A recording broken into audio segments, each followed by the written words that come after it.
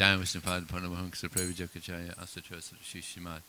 His Divine Grace, Srila A.C. Bhaktivedanta Swami, Srila Prabhupada ki, Anantakota Vaishnavanda ki Jaya, Namacharya Srila Haridas Thakur ki Jaya, ISKCON Founder Acharya Srila Prabhupada ki Jaya, Prem Sikaho Shri Krishna Chaitanya Prabhu Nityananda Shri Advaita Gadadhar Srivasadi Gaur Bhaktivinoda ki Jaya, Shri Shri Radha Krishna Govardhan Samakun Radhakun Giri Govardhan ki Jaya, Shri Vrindavanam ki Jaya, Shri Maya Pranavidam ki Jaya, Gangamaya ki Jai, Jamunamaya ki Jai, Tulsi Devi ki Jai, Bhakti Devi ki Jai, Samaveda Bhaktivinoda ki Jai, Transcendental Book Distribution ki Jai, Harinam Sankirtan ki Jai, Gau Premanandi.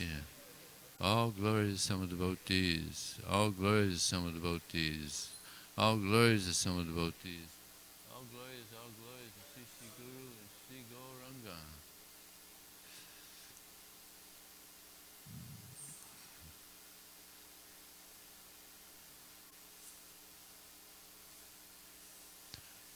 Oh, I was told to speak on the previous verse. But anyway, it's okay. Om Namo Bhagavate Vasudevaya. Om Namo Bhagavate Vasudevaya. Om Namo Bhagavate Vasudevaya. So this morning we're reading the Srimad Bhagavatam, Canto 3, Chapter 5, text number 20. Mandavya Sapad Bhagavan Praja Sangyamano Yamaha Bhratu Kshetre Bhujasyayam Jata Satyavati Sutat Mandavya Sapad Bhagavan Praja Sangyamano Yamaha Bhratu Kshetre Bhujasyayam Jata Satyavati Sutat Mandavya Sapad Bhagavan Praja Sangyamano Yamaha Bhratu Kshetre Bhujasyayam Jata Satyavati Sutat Mandavya Sapad Bhagavan Praja Sangyamano Yamaha Bhratu Kshetre Bhujasyayam Jata Satyavati Sutat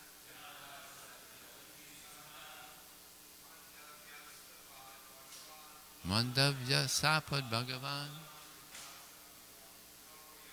Praja Sangyamano Yamaha Bhratu Kshetre Bhujasyayam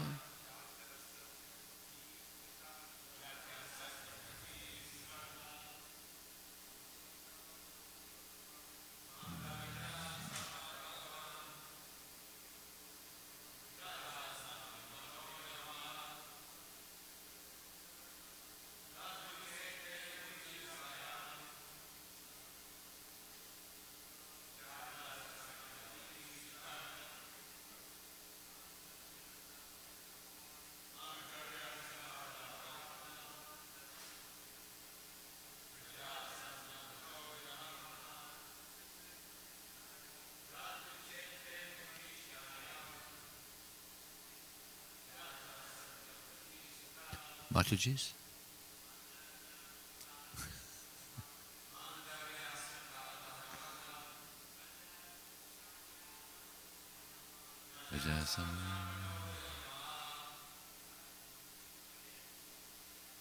Bhratu Kshetre Bhujasyayam Jata Satyavati. Mataji's?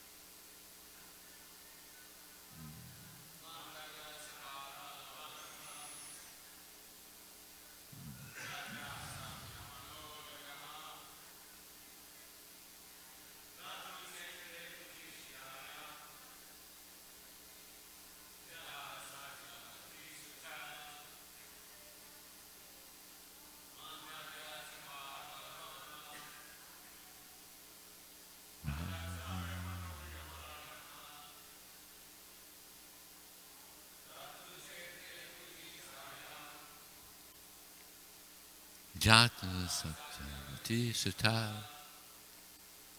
Mandavya, the great Rishi Mandavya Muni,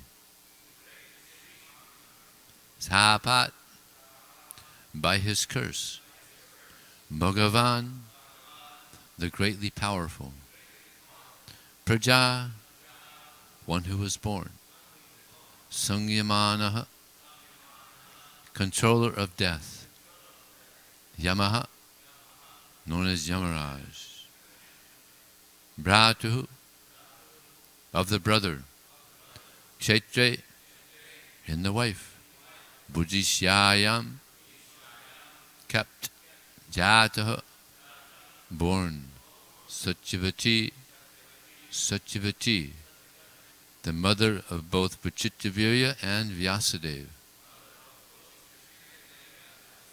Sutat, by the son, Vyasadeva. Translation and purport by His Divine Grace, Srila Prabhupada ki.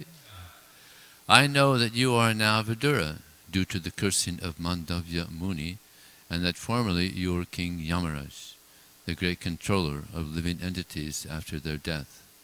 You were begotten by the son of Satyavati, Vyasadeva, and the kept wife of his brother. Purport. Mandavya Muni was a great sage, and Vidura was formerly the controller Yamaraj, who takes charge of the living entities after death. Birth, maintenance, and death are three conditional states of the living entities who are within the material world. As the appointed controller after death, Yamaraj once tried Mandavya Muni for his childhood profligacy and ordered him to be pierced with a lance. Mandavya, being angry at Yamaraj for awarding him undue punishment, cursed him to become a Sudra, member of the less intelligent laborer class. Thus Yamaraj took birth in the womb of the kept wife of Vachityavirya, from the semen of Vachityavirya's brother Vyasadeva. Vyasadeva is the son of Satyavati by the great king Shantanu, the father of Bhishmadev. This mysterious history of Vidura was known to Maitreya Muni because he happened to be a contemporary friend of Vyasadeva. In spite of Vidura's birth from the womb of a kept wife, because he had otherwise high parentage and great connection, he inherited the highest talent of becoming a great devotee of the Lord. To take birth in such a great family is understood to be an advantage for attaining devotional service. Vidura was given this chance due to his previous greatness.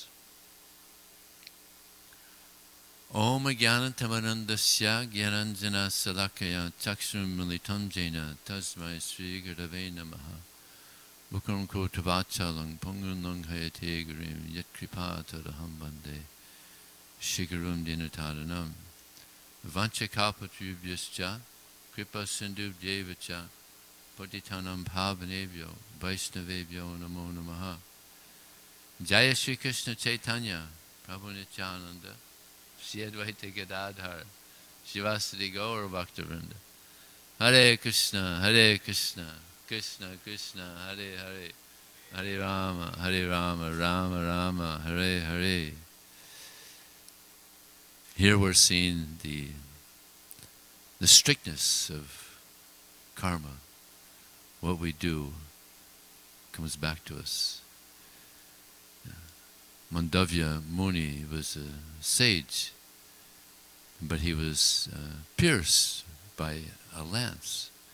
And when he went to Yamaraj to ask why has this happened to me, he said, when you were a child, you pierced an insect with the grass, so therefore you were pierced. Amazing, huh?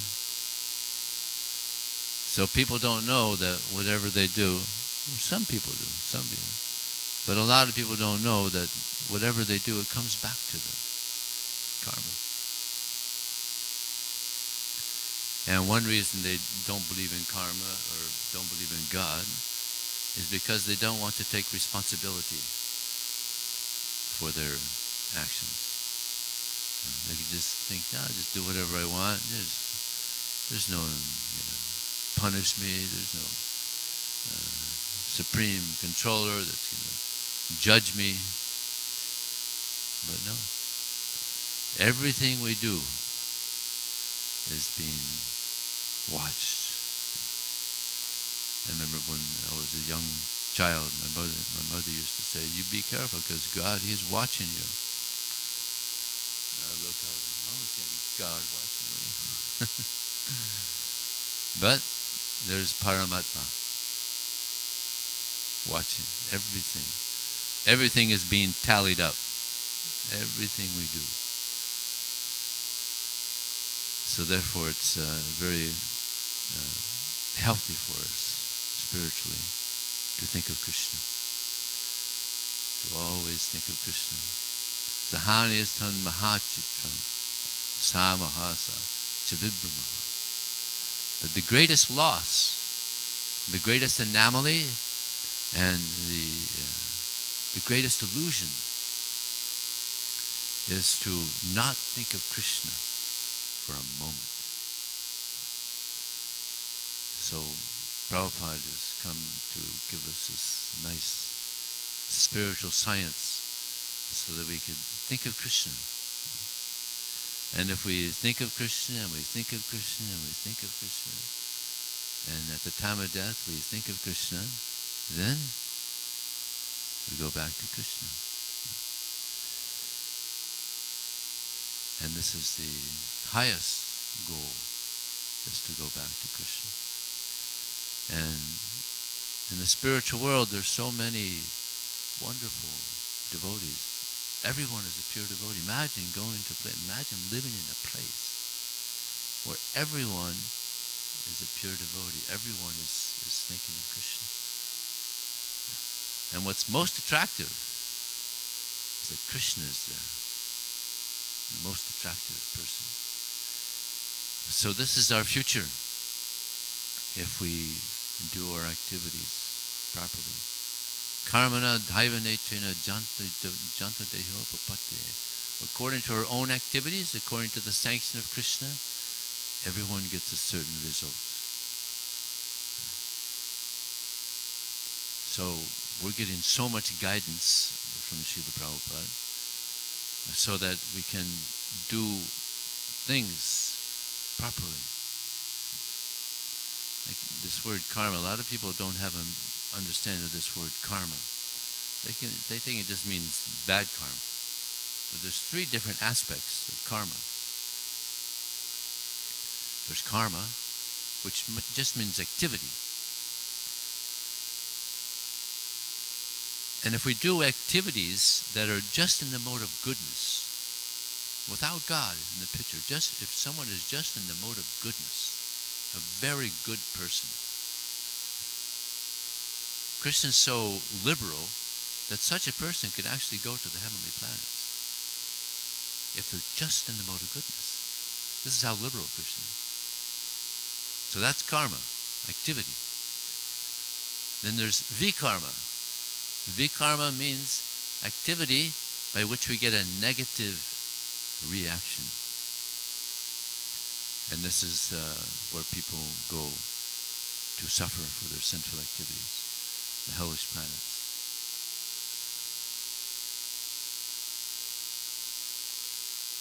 If people knew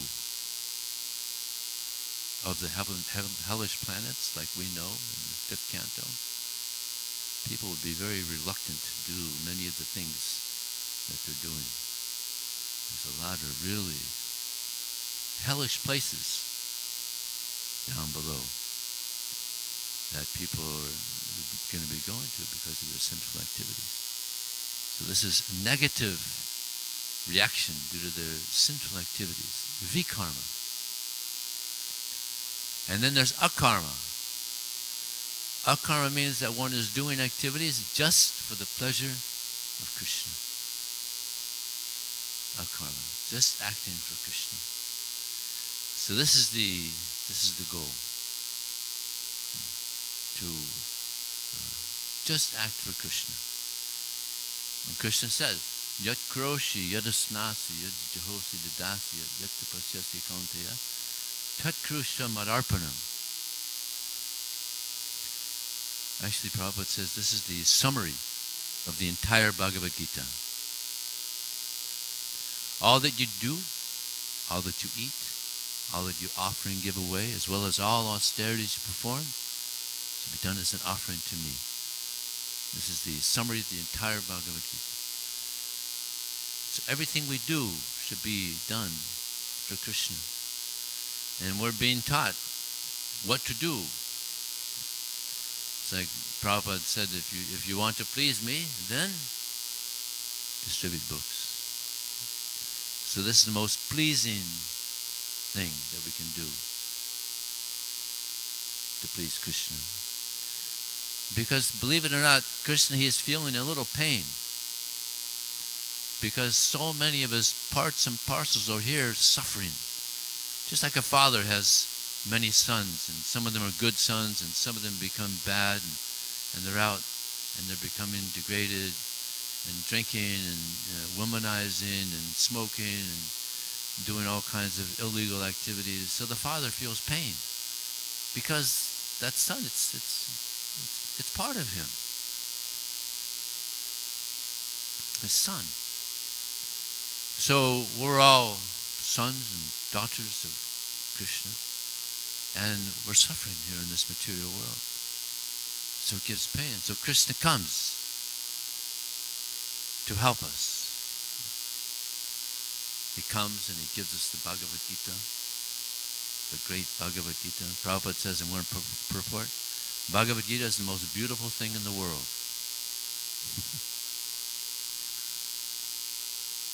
So he comes and gives us this knowledge so that we can wake up from this illusion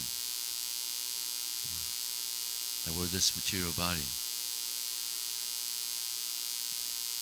that there's no God, that we're the enjoyer, we're the proprietor. So Krishna comes to help us in so many ways. He sends his pure devotee, Srila Prabhupada, Srila Bhaktisiddhanta Saraswati Thakur, Srila Bhaktivinoda Thakur. So many great devotees, Krishna, he sends to help us. And we get Krishna Prasadam. Prabhupada said the secret weapon to purify us. So Krishna is very kind. You know, he has many qualities, many wonderful qualities, unlimited qualities, wonderful qualities. But the one quality that sticks out more than any other quality of Krishna is, anybody know? Huh? Yes, compassion. Merciful, yeah. Krishna is very compassionate. So although we come here, we want to forget Krishna, we want to be Krishna, out of his compassion he comes to help us, to purify us. So all that we do, all that we eat, we're so fortunate we get such nice prasadam.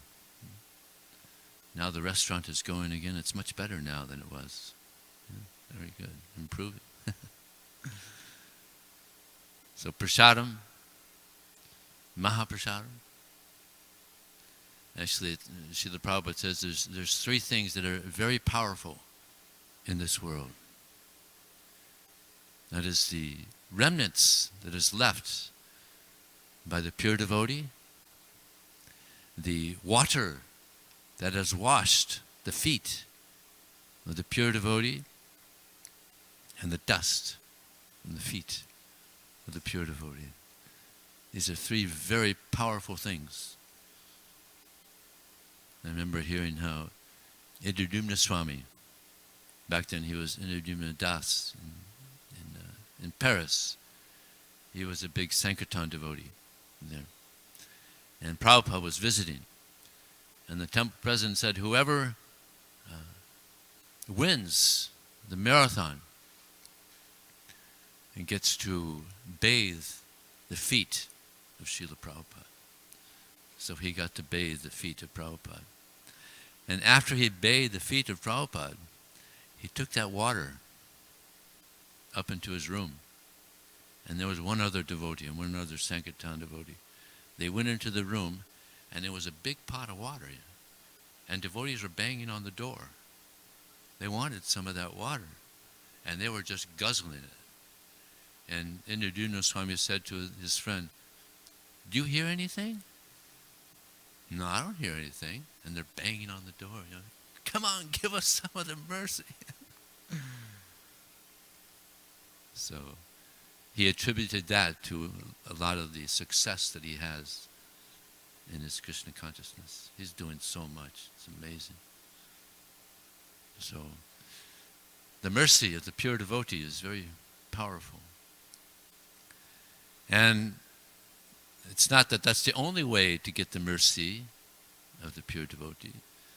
By pleasing the pure devotee, we get the mercy. By going out and distributing books, we get the mercy of Krishna. Because people don't know what to do. Just like all of us, we didn't know what to do.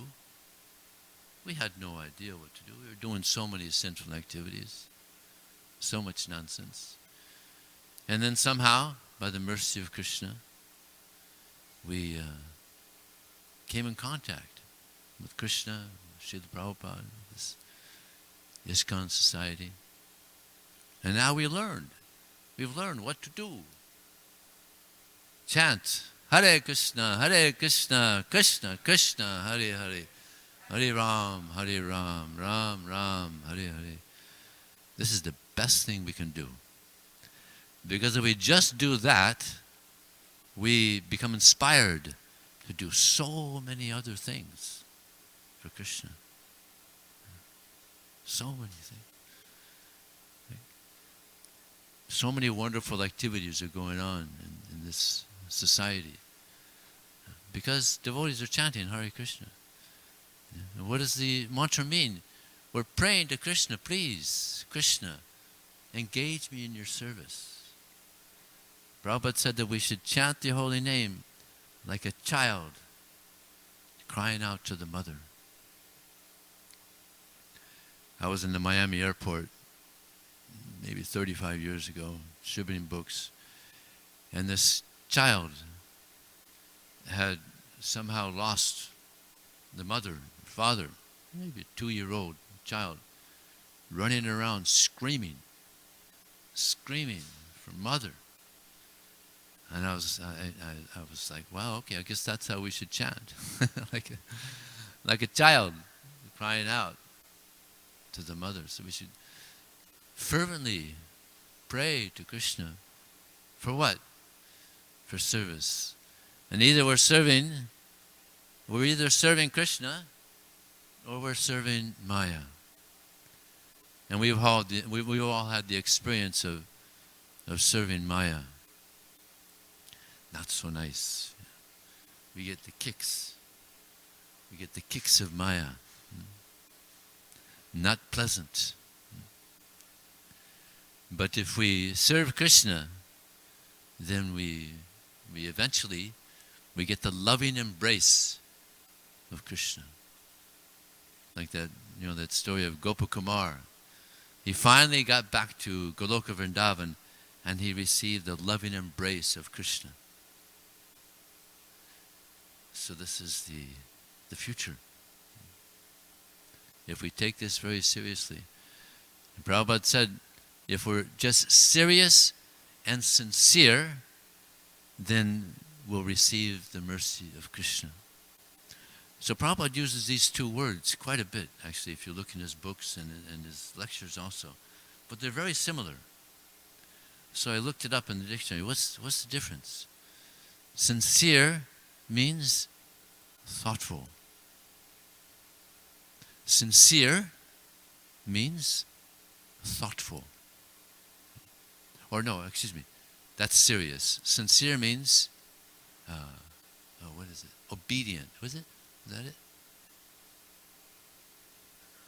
Now it's been a while since I looked it up.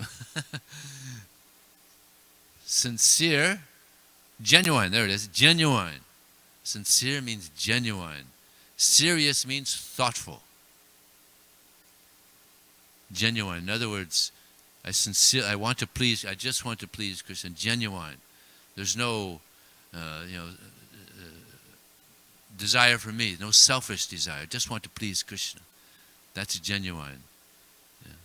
And thoughtful. When we're reading Prabhupada's books, we shouldn't just read them like we're reading a novel or something.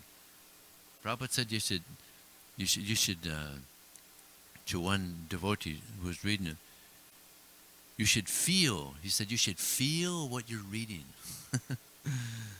He said to one Mataji who was reading Prabhupada's books, you should feel it. Try to really absorb.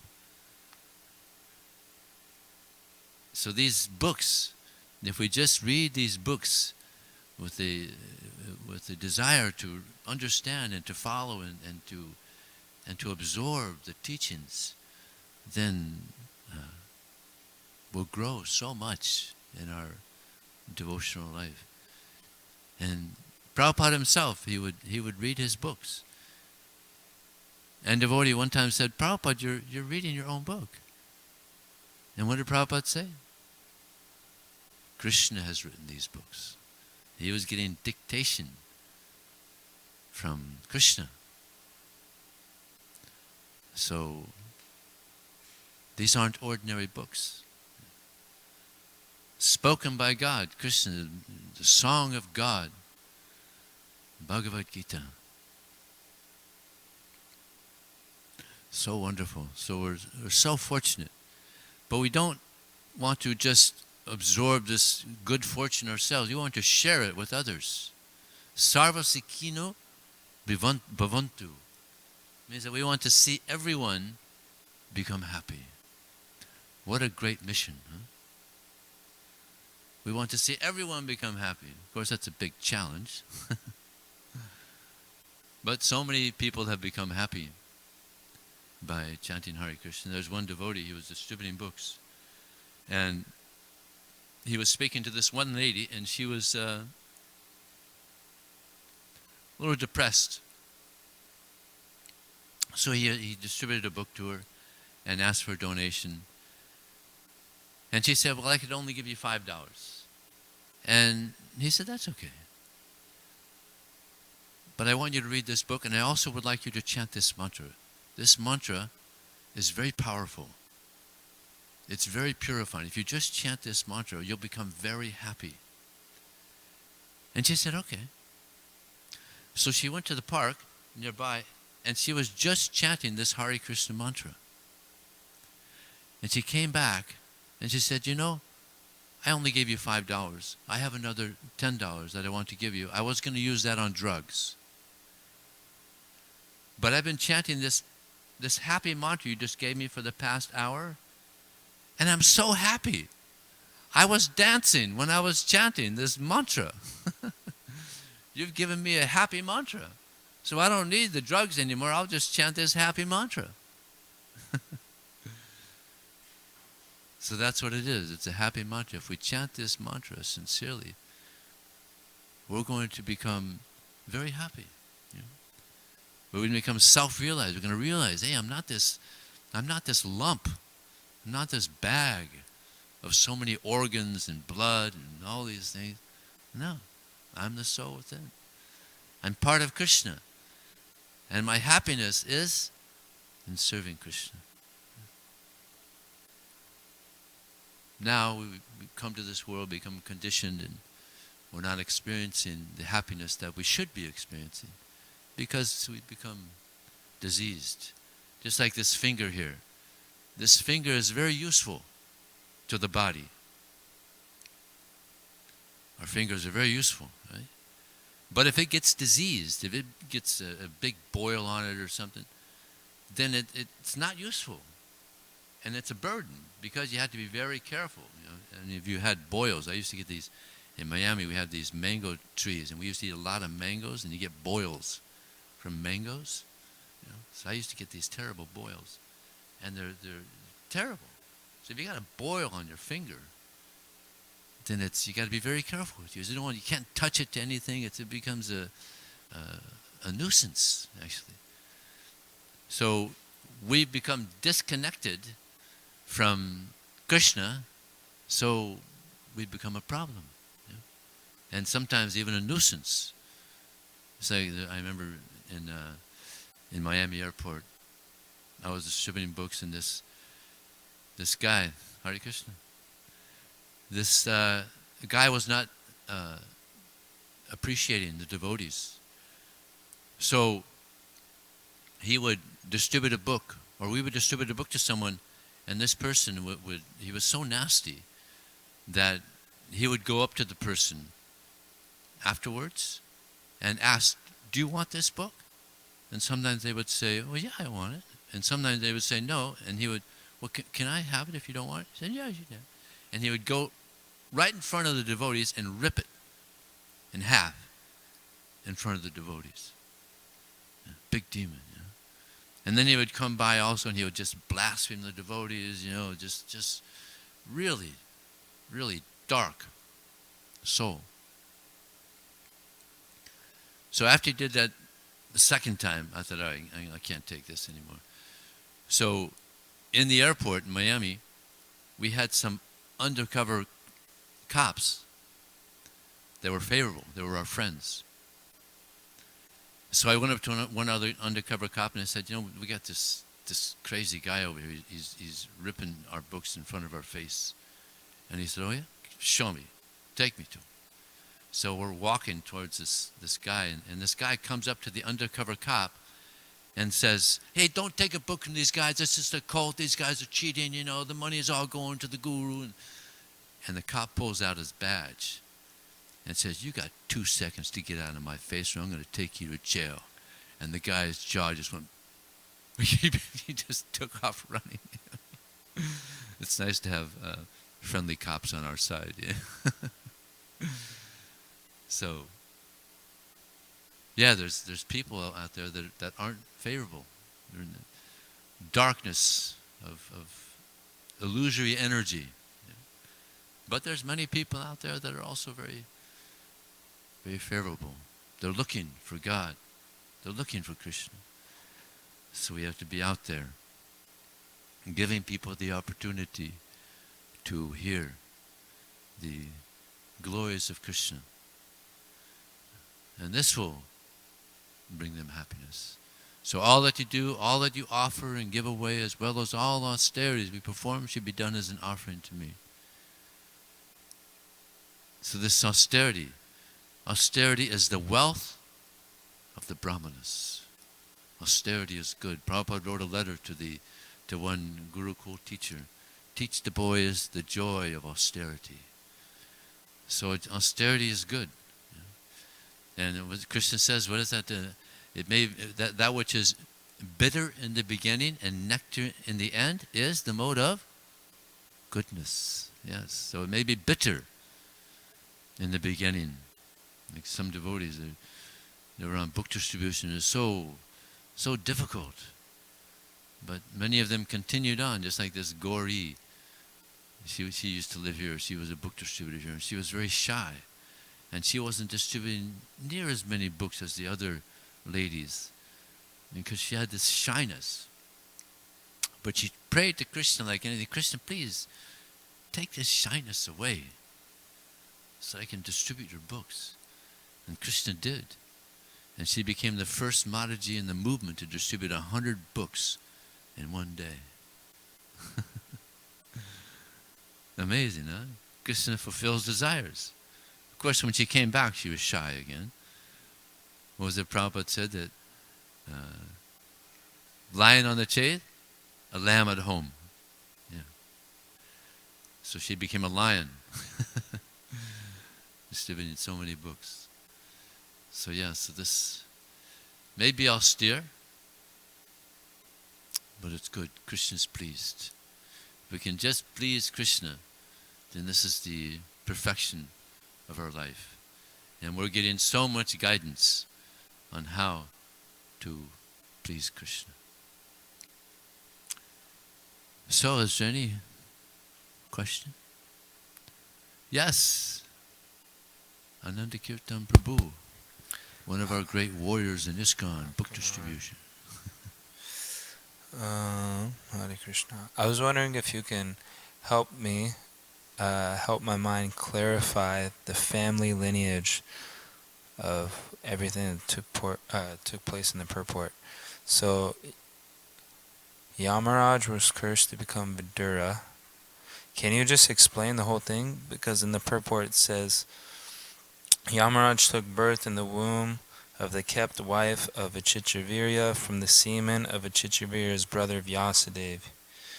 Vyasadeva is the son of Satyavati by the great sage Parashara, and Vichitravirya is the son of the same Satyavati by the great king Shantanu.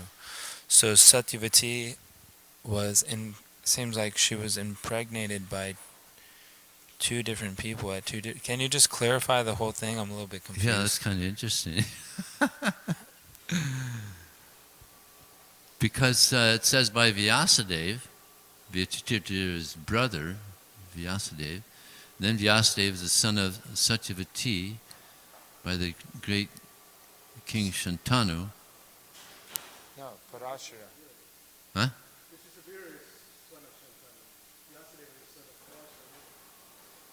Yeah. Yeah? But both their mothers is Satyavati. Okay. So do you understand that, Archita? It's very clear. I mean, it's all explained in the Mahabharata. You know, Satyavati was the daughter of a fisherman. When she was young, she was out fishing, and Parashara Muni was attracted, so he created a fog and he impregnated her. But because he was powerful, he kept her virginity. So Vyasadeva was born of that union. Then later on, she married Shantanu, and from Shantanu, she gave birth to Vichitravirya. So Vichitravirya and Vyasadeva, you could say, are half brothers, same mother but different father, which is unusual in Vedic culture. Usually, it's the same father and different mothers. But in this case, it was the same mother and different fathers. Okay. And then later on, when Vichitravirya was killed by the Gandharva, then